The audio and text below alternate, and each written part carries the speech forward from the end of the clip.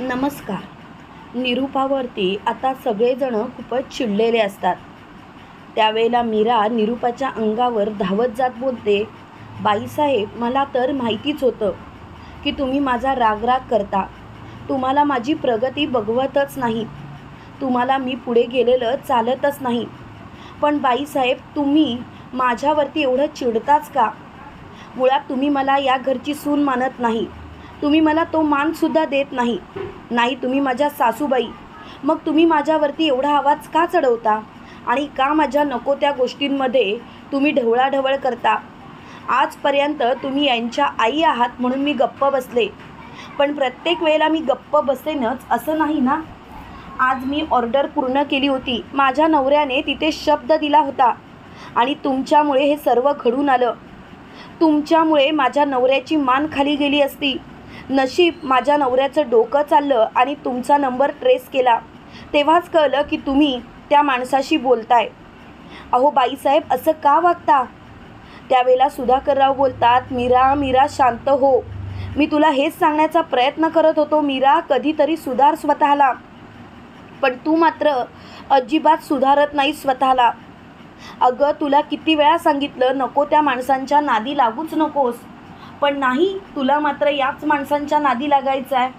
अगं, तुला किती वेळा सांगितलं ही निरूपाना दिसते तशी नाही. पण तुझा मात्र तिच्यावरती विश्वास. तेव्हा लगेच मीरा बोलते, तसं नाही बाबा, विश्वासाचा प्रश्नच उद्भवत नाही. अहो, आपल्याच घरातल्या माणसांवरती असा राग कोण काढेल? मला नव्हतं वाटलं बाईसाहेब असा राग काढतील म्हणून. तेव्हा लगेच रिया बोलते, मॉम, तुम्हीही चुकलात. तुम्ही मीरा वहिनीची माफी मागायला पाहिजे. तेव्हा रवी बोलतो, काही बोलून अर्थ नाही मम्माला, कारण मम्मा कधी सुधारणारच नाही. मम्माला येता जाता फक्त सत्यादादा आणि मीरा वहिनीला त्रास द्यायचा आहे आणि तिला जे हवं असतं ना तेच ती करते. पण या वेळेला मात्र मी शांत बसणार नाही. तू जे काही केलंस ना मम्मा, ते चुकीचं केलंस. अगं, तू हराचा टेम्पो गायब करायला सांगितलास. काय मिळालं मम्मा तुला हे सर्व करून? शेवटी स्वतःचीच नाचक्की झाली ना. अगं, शेवटी स्वतःच तोंडावर पडलीस ना. तेव्हा लगेच मोठ्यानी निरूपा बोलते, गप्प बस रे रवी, उगाच माझ्यावरती कसलेच आरोप करू नकोस. रवी, तू जे काही बोलतोस ना ते चुकीचं बोलतोयस. जरा विचार कर तुझ्या वागण्याचा. तेव्हा लगेच सुधाकरराव बोलतात, सगळ्यांच्या वागण्याचा विचार करायला सांग निरूपा. पण तुझं काय? तुला जे करायचं आहे तेच तू करणार. अगं, तुझ्यामुळे आम्ही कायम तोंडावर पडत आलोय. तुझ्यामुळे, फक्त आणि फक्त तुझ्यामुळे. पण आता मात्र मला या गोष्टींमध्ये पडायचंच नाही आहे. या गोष्टीच मला आता बंद करायच्या आहेत. खरं तर मला या गोष्टींचाच कंटाळा आला. आई, प्रत्येक वेळेला निरूपाची पाठराखण मी करत आलो, पण आता नाही. आता मात्र या निरूपाला मी या घरातच ठेवणार नाही. आणि ते निरूपाचा हात धरत तिला फरफटत घराबाहेर काढत असतात. तेव्हा लगेच निरूपा बोलते, अहो काय करताय तुम्ही? तुम्ही मला का घराबाहेर काढता? आणि एक गोष्ट विसरताय का तुम्ही, हे घर माझ्या बापाचं आहे. तेव्हा सुधाकरराव बोलतात, हो हो माहिती आहे, पण तू सुद्धा लक्षात ठेव, तुझ्या बापानी हे घर माझ्यासुद्धा नावावरती केलं आहे. आणि तू जे वागतेस ना निरूपा, ते चुकीचं वागतेस. तेव्हा लगेच निरूपा बोलते, बस झाला, येता जाता मला बोलत असता. हो, मी केलं हे सर्व कारण मला यांचं प्रगती झालेली नकोच आहे. मला ही लोकच या घरात नको आहेत. यांनी या घरातून निघून जावं. तेव्हा मीरा बोलते, बाबा, आम्ही दोघंही या घरातून निघून जातो. मला नाही राहायचं आहे अशा बाईसोबत.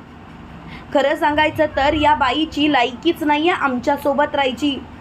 तेव्हा आजी बोलते, मीरा, कुठं बी जायची गरज नाही. जर का या घरातून कोणी जाणार असेल तर ती निरूपाच जाईल. आणि निरूपाला जर का या घरात राहायचं असेल तर या घरची नोकर म्हणून राहील. तेव्हा लगेच निरूपा बोलते, सासूबाई, बस झाला, माझा अपमान करताय तुम्ही. सासूबाई, तुम्ही जे काही बोलताय ते चुकीचं बोलताय, असं नाही का वाटत? तेव्हा लगेच सुधाकरराव बोलतात, हो का आई, चुकीचं बोलतीये का? मग काय करायचं? तुझं औक्षण करायचं का या गोष्टींसाठी? तेव्हा निरूपा बोलते, बस झालं, अति झालं आता. आणि खरं सांगायचं तर या गोष्टी इथल्या इथे थांबवा. उगाच गोष्टी वाढवायची गरजच नाही आहे. तुम्ही अति करता असं नाही का वाटत? तेव्हा लगेच मोठ्यानी सुधाकरराव बोलतात, अच्छा आम्ही अति करतोय तर. पण काय आहे ना निरूपा, तुझं वागणं अति आहे असं नाही का वाटत तुला? तेव्हा मात्र निरूपा खूपच चिडलेली असते. निरूपा मोठ्याने बोलते, पुरे, मला आता हा विषय ताणायचाच नाही आहे. हा विषय जर का इथल्या इथे बंद झाला तर बरं होईल. आणि प्लीज हा विषय इथल्या इथे बंदच करा. कारण हा विषय जर का वाढवला तर उगाचच नको त्या गोष्टी घडतील. आणि मला या गोष्टी वाढवण्यात अजिबात इंटरेस्ट नाही. प्लीज थांबवा हे सर्व. तेव्हा मात्र सुधाकरराव खूपच चिडलेले असतात. त्यावेळेला सुधाकरराव बोलतात, निरूपा, जर का या गोष्टी थांबवायच्या असतील ना तर एक गोष्ट लक्षात घे, तुला आता कोणीही माफ करणार नाही आहे निरूपा. कारण निरूपा तुझी लायकीच नाही आहे. तेव्हा मात्र निरूपा मीराला बोलते, हे बघ मीरा, तुझ्यामुळे जर का माझं कुटुंब माझ्यापासून दुरावलं ना तर बघ. तेव्हा मात्र मीरा बोलते, शी सासूबाई, अहो किती निर्लज्जासारख्या वागाल. अहो आतासुद्धा तुम्ही तुमची चूक मान्यच करत नाही आहात. तुम्ही जर का माफी मागितली तर मी तुम्हाला माफसुद्धा केलं असतं. पण तुम्हाला मात्र माफ करायचंच नाही आहे. आणि आता तर एक गोष्ट लक्षात ठेवायची, तुम्ही माझ्या मनातूनच उतरलाय. मला तुमच्याशी काही एक बोलायचं नाही आहे सासूबाई. आत्ताच्या आता इथून चालतं पडा आणि परत तुमचं तोंडसुद्धा दाखवू नका. तेव्हा मात्र निरूपाला खूपच राग आलेला असतो. त्यावेळेला देविका बोलते, मीरा, कोणाशी बोलतेस, भान आहे ना तुला? तेव्हा लगेच मीरा बोलते, देविका, तुझं तोंड बंद ठेवशील का? आणि तसंही तुझ्याशी बोलायची माझी इच्छा नाही आहे. तू काय लायकीची आहेस ना मला चांगलं माहिती आहे. आणि देविका, तू नको त्या गोष्टींमध्ये उगाचच नाक खुपसू नकोस. तू कशी आहेस ना ते चांगलंच कळलं आहे आम्हाला. तेव्हा मात्र देविकाचा चांगलाच अपमान झालेला असतो. देविका चांगलीच तोंडावर पडलेली असते. तर इकडे निरूपा सुधाकरला बोलते, झालं का समाधान तुमचं? माझा अपमान करताय सगळ्यांसमोर. तेव्हा लगेच मीरा बोलते, बस झालं सासूबाई, बस झालं. येता जाता घरातल्यांना सगळ्यांना वेठीस धरता. तुमच्या बोलण्यात गुंतवण्याचा प्रयत्न करता आणि तुमच्या चुका पाठीशी घालण्यास आम्हाला भाग पडता.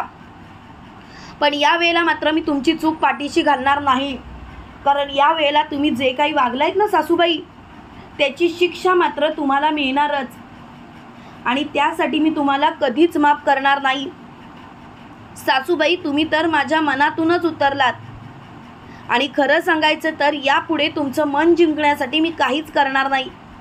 आणि मला तर तुमच्याशी बोलायची सुद्धा इच्छा राहिली नाही. आणि मीरा तिथून तावातावाने निघून जाते. त्यावेळेला सत्या बोलतो, यावेळेला मला काही बोलायची गरजच नाही.